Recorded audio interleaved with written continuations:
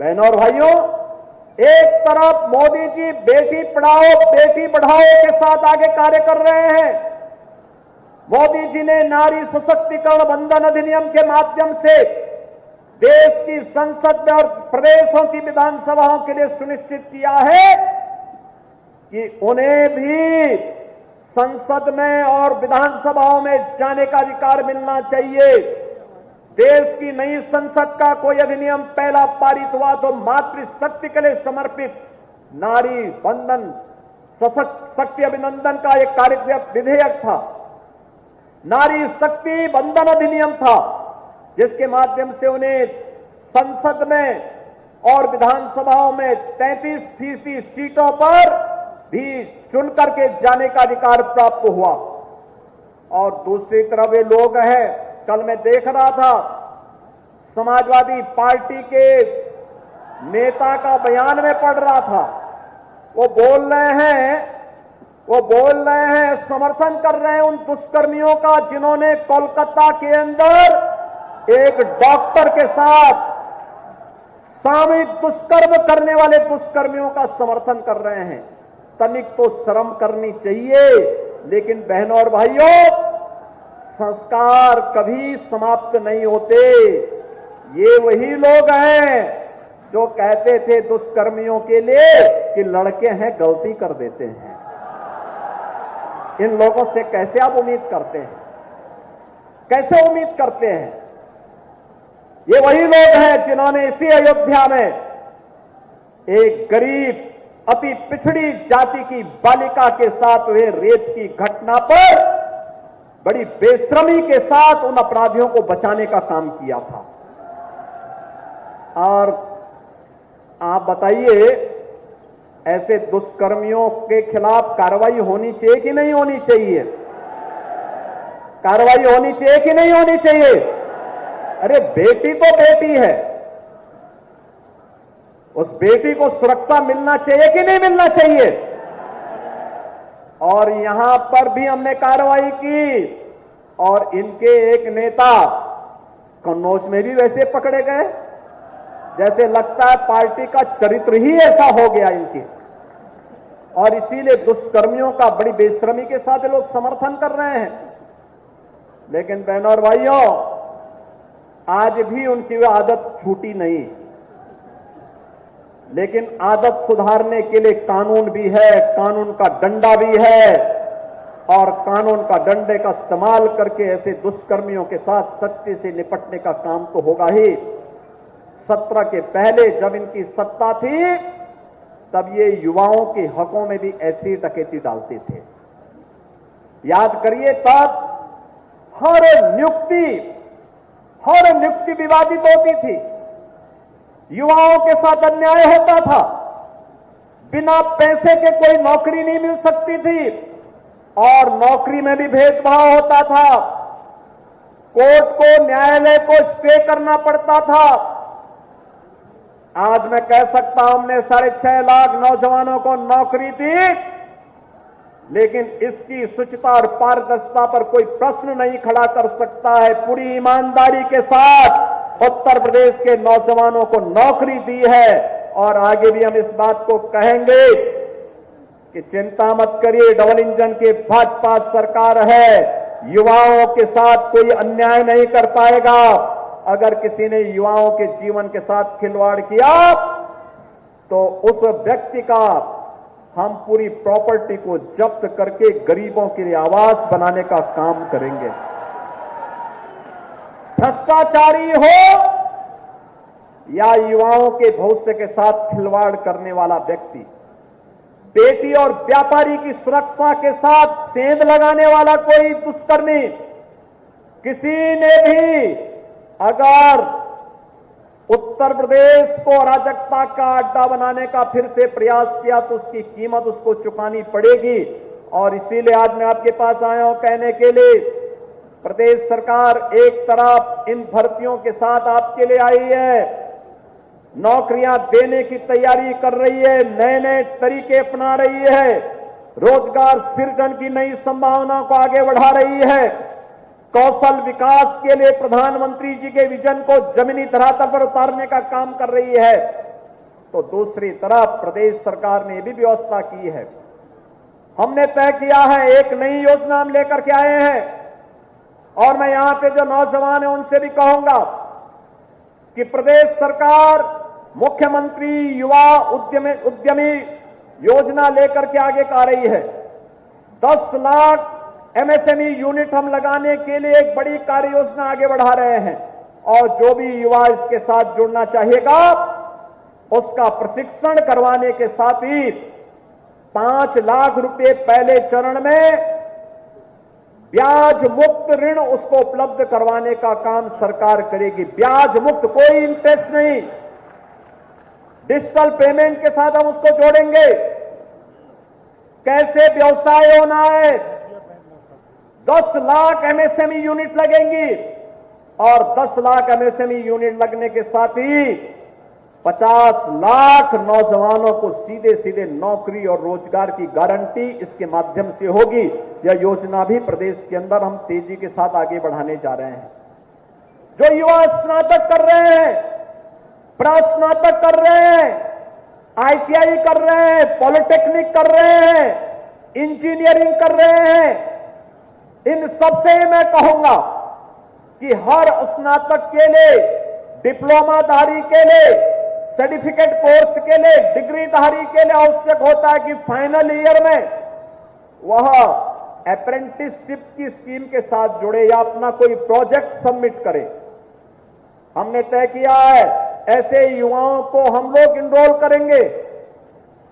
Enrol करने के साथ उसको कहेंगे कि तुम्हें इस विषय पर अपना प्रोजेक्ट वर्क पूरा करना है और प्रोजेक्ट वर्क पूरा करते समय उस युवाओं के रजिस्ट्रेशन के साथ हम उसकी स्टडी रिपोर्ट अपने आप प्राप्त करेंगे और उसको एक निश्चित मानदेय के साथ उस इकाई के साथ जोड़ने का काम करेंगे, जिसमें आधा मानदेय इकाई देगी और आधा सरकार उसे उपलब्ध करवाएगी। तो वह जब पढ़ाई करने के अंतिम वर्ष में जाएगा, अंतिम वर्ष में जाने के बाद फिर वह अपने पैरों पर आत्मनिर्भर हो जाएगा, अपने मां बाप पर तब आश्रित नहीं रहेगा। और बहनों और भाइयों, इस स्कीम का भी लाभ लेने की आवश्यकता है। सरकार ने किसी भी प्रतियोगी परीक्षा की तैयारी के लिए, वह नीट की परीक्षा हो, आईआईटी जेईई की हो, एनडीए और सीडीएस की हो, बैंक के पीओ की हो या किसी भी अन्य विभाग में नौकरी प्राप्त करने के लिए हर जनपद में हमने अभ्युदय कोचिंग की व्यवस्था प्रारंभ की है। अभ्युदय कोचिंग वर्चुअली भी और फिजिकली भी आपको गाइडेंस करने का एक माध्यम बन रही है और मैं युवाओं से कहूंगा आप लोगों को उससे जुड़ना चाहिए। आज जितनी भी नौकरियां निकल रही हैं, नौकरियों में मैं देख रहा हूं अभ्युदय कोचिंग से जो जिन छात्रों ने गाइडेंस ली है उन छात्रों का प्रतिशत काफी बढ़ा है। काफी नौजवानों ने उसके माध्यम से नौकरियां प्राप्त की हैं, एक उज्जवल भविष्य की ओर आगे बढ़े हैं और उसी उज्जवल भविष्य के साथ जोड़ने के लिए आज मुझे इस मिल्कीपुर क्षेत्र में आपके बीच में, इस कुमारगंज में आपके बीच में आना पड़ा है। हम चाहते हैं अयोध्या आज बदल रही है, दुनिया अयोध्या की तरफ आकर्षित हो रही है। आप नौजवानों ने देखा होगा हमारा अयोध्या धाम जो पिछली सरकारों के कृत्यों के कारण अभिक्षिप्त सा हो गया था, आज अयोध्या देश और दुनिया को अपनी ओर आकर्षित कर रहा है। याद करिए अयोध्या कितनी संक्रिय गलियां थी, आज वहां की 4 लेन दुनिया को अपनी ओर आकर्षित कर रही है। वहां के मार्ग उन्हें अपनी ओर आकर्षित कर रहे हैं, वहां का एयरपोर्ट अपनी ओर आकर्षित कर रहा है। और जब आपने भी देखा होगा कि जिन लोगों को आज अयोध्या का ये विकास अच्छा नहीं लगता तो उन्होंने सोशल मीडिया हैंडल का दुरुपयोग करके दुष्प्रचार करना प्रारंभ कर दिया। एक दिन आया कि 13,000 लैंड, अयोध्या की 13,000 एकड़ लैंड 3 लोगों को आवंटित कर दी गई। मुझे बताओ क्या अयोध्या प्रॉपर में 13,000 एकड़ लैंड है क्या? पहले तो उनकी बुद्धि और विवेक पर ही मुझे संदेह होता है जो लोग इस प्रकार की न्यूज देते हैं। दूसरा, अयोध्या में कोई भी लैंड आवंटित नहीं की गई, तो इस प्रकार की फेक न्यूज क्यों देते हैं? एक दिन फिर दूसरी न्यूज आती है कि अयोध्या में धर्मपथ और रामपथ पर 3800 स्ट्रीट लाइट चोरी हो गई। यानी अयोध्या की जनता को और अयोध्या वासियों को कटघरा में खड़ा करने का ये प्रयास ये विपक्षी दलों के लोग करते हैं। सच्चाई क्या थी?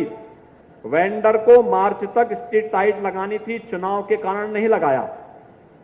बाद में उसने विपक्षी दलों के साथ मिलकर के ये साजिश की कि ये पैसा निकाल सकें, नहीं हो पाया तो उसने छोटी सी ई कंप्लेंट कर दी। लेकिन अब वेंडर ही शिकंजे में आ गया है, अब उनके आकाओं को भी हम शिकंजे में लेंगे। कौन थे इसके पीछे जो अयोध्या को बदनाम कर रहे थे? और ये अयोध्या को बदनाम करने वाले वही लोग हैं जिन लोगों ने अयोध्या में राम भक्तों पर गोलियां चलाई थी, जिन लोगों ने अयोध्या को लहूलुहान किया था। ये वही लोग हैं जो लोग बड़ी बेशर्मी के साथ एक चिकित्सक, एक डॉक्टर के साथ, एक महिला डॉक्टर के साथ हुई हैवानियत पर बेशर्मी के साथ उन जल्लादों का समर्थन करते हुए दिखाई दे रहे हैं। ये वही लोग हैं जाएंगे पिछड़ी जाति की बेटी के साथ हुए हैवानियत पर उन दुष्कर्मियों के साथ खड़े हैं, कहते हैं निर्दोष है। आपने लखनऊ की घटना भी देखी होगी।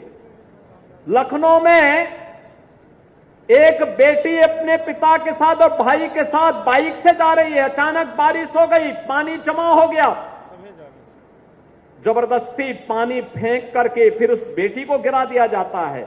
और तब मैंने कहा था, तब भी मैंने वहां कार्रवाई की थी और मैंने कहा था कि इन लोगों के लिए सद्भावना ट्रेन नहीं, बुलेट ट्रेन चलेगी, कायदे से बुलेट ट्रेन। जब पुलिस ने उस अपराधी को पकड़ा तो समाजवादी पार्टी का मुखिया उस अपराधी के साथ खड़ा हो गया, कहता वो निर्दोष है। यानी निर्दोष, इन्होंने हर दुष्कर्मी को, हर अपराधी को निर्दोष साबित करना अपने जीवन का लक्ष्य मान लिया है। लेकिन बहनों और भाइयों, ये यूपी में नहीं होने पाएगा। उत्तर प्रदेश बदल चुका है, नए भारत का नया उत्तर प्रदेश।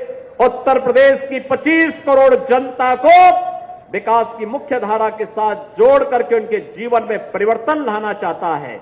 और परिवर्तन की इसी अभियान को जोड़ने के लिए युवाओं की ऊर्जा और उसकी क्षमता का लाभ हम देश के विकास के लिए बना सकें, उपयोग कर सकें, उत्तर प्रदेश को भारत का ग्रोथ इंजन बना सके, इसके लिए हम लोग इस रोजगार मेले के माध्यम से आपको जोड़ने के लिए आपके बीच आए हैं। आज मुझे प्रसन्नता है।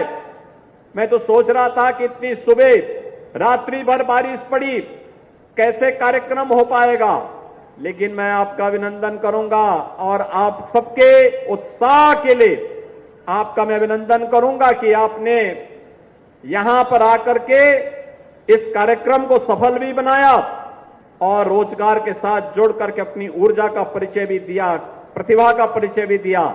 चाहे कुछ भी हो जाए, कोई बरसात, कोई आंधी आपका मार्ग नहीं रोक सकती है, साबित आपने किया है। और वैसे भी कल रक्षाबंधन है। आज सायंकाल से लेकर के कल सायंकाल तक हमारी सरकार ने बेटियों के लिए और बहनों के लिए परिवहन निगम की बसेज में फ्री में यात्रा की व्यवस्था की है। रक्षाबंधन में वे अपने मायके जा सकें, घरों में जा सकें। भाई वहां पे एक स्पार्किंग हो गया, उसको बंद करवा दो। आप बैठ जाएं, आराम से बैठ जाएं, कुछ होगा नहीं वहां। तो ये व्यवस्था कर दी है, कल ये व्यवस्था हम लोग रहेंगे। आप सबको मैं रक्षाबंधन की अपनी शुभकामना देता हूं। दूसरा, 26, 23, 24 और 25 को और 30, 31 को पुलिस की भर्ती होगी। जो भी इच्छुक हैं, जिन्होंने फॉर्म भरे हैं, वे अपनी भर्ती की प्रक्रिया के साथ जुड़ें।